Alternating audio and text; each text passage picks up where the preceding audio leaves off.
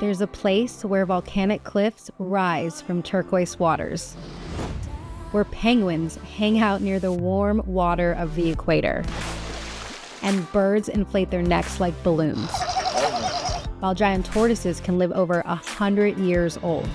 Welcome to the Galapagos.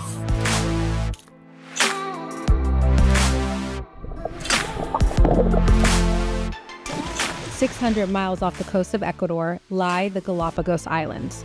They're a chain of volcanic islands formed millions of years ago, isolated, raw, and wild. Each island its own world. Some are lush and green, others look like the surface of Mars. And thanks to this isolation, evolution ran wild. The result? A biological freak show in the best way possible. And I've come here on a mission." So Africa has the big 5, while Galapagos has the big 15. So I'm here on a boat in the middle of the Galapagos, and I am ready to find all 15. Let's go.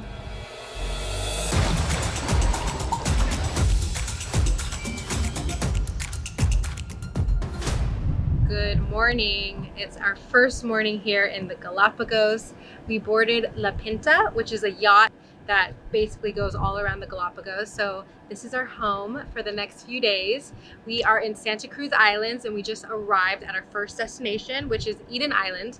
And we have a jam-packed day today. We're gonna be doing some snorkeling, some bird watching, and I cannot wait to get in the water. Let's go. Here's the list of the Galapagos Big 15. Let's check off what we've already seen.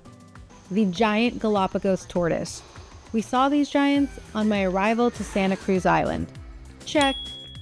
We also stumbled across the beautiful golden land iguana. These big guys can live to be more than 50 years old. Check.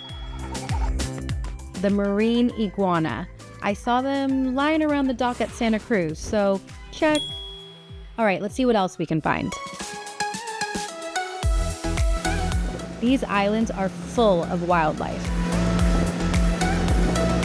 Those dive bombs, those feet, that stare. We found the blue-footed booby. Check. Fun fact, the brighter the male's feet, the more attractive he is to females. Next, we saw the Galapagos penguins.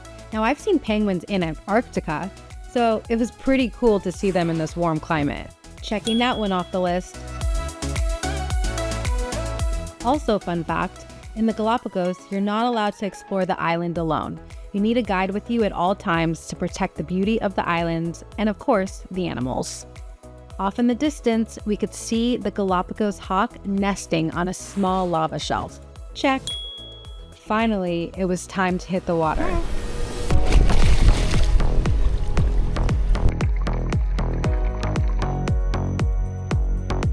And the water had a lot of action going on. Right away, we spotted a Galapagos sea lion. Check that one off the list.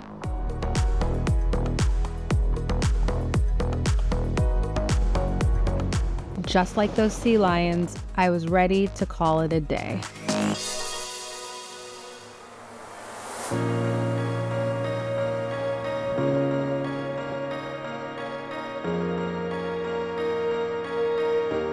The next morning, we planned to hike around Bartolome Island. I definitely got my steps in for the day. Whew. All right, we just walked to the very top of Bartolome, which is an island here in the Galapagos with epic, epic views. Probably one of the most iconic views in the Galapagos. The breathtaking views were worth the hike. The Galapagos Islands are honestly like nowhere I've ever been. Almost 200 years ago, Darwin showed up here, noticed how animals were different from island to island, and started connecting the dots, eventually landing on the whole theory of evolution. It literally changed how we understand life. I just can't be bothered doing my hair here because right now we're about to go back in the ocean. It was time to dive back into the wild.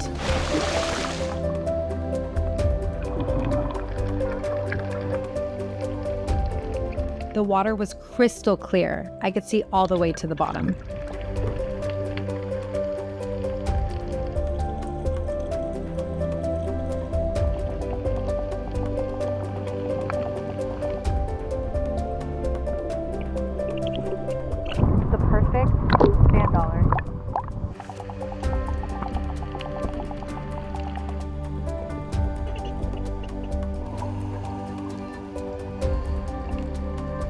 There were a lot of sharks not afraid to get up close and personal. It was tough to see at first, but out of the blue, we ran into a hammerhead shark and a whole school of stingrays gliding beneath us. Hi. Just when we thought the day was winding down, we got a surprise visitor. Out here, the animals aren't shy. They get really close. We've still got a few days left and a lot more animals to check off our list, so the adventure's not over yet. The next day, we were right back at it, geared up and ready to find more of the Galapagos Big 15. We're going to explore the island of Baltra. Okay, so right now we are on the search for the elusive fur seal, which we haven't seen yet in the Galapagos. It's day 3, day 4, day 4. We still haven't seen it. We've seen the Galapagos seal, but not the fur seal, so we're on the search. Wow, who knew fur seals were this elusive and mysterious? I see it, I see shiny blubber. Oh yeah, oh, so cute. I laid eyes on a fur seal, so check. I'm almost done with the Big 15. Once we touched down on Baltra Island, we were greeted by birds right away. Overhead and at our feet were frigate birds.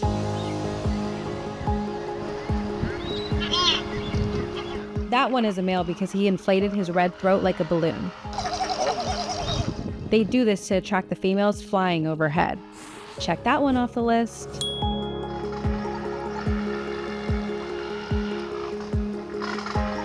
And then we saw the Nazca booby.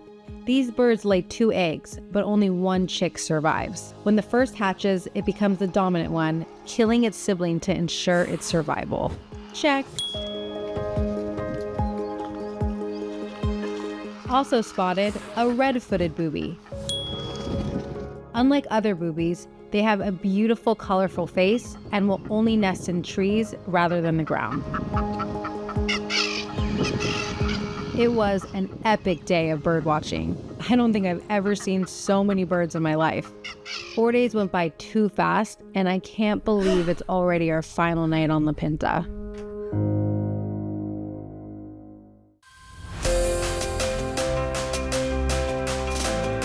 For our final days, we checked into Finch Bay Galapagos Hotel on Santa Cruz Island. And wow, it was the perfect way to wrap up the trip.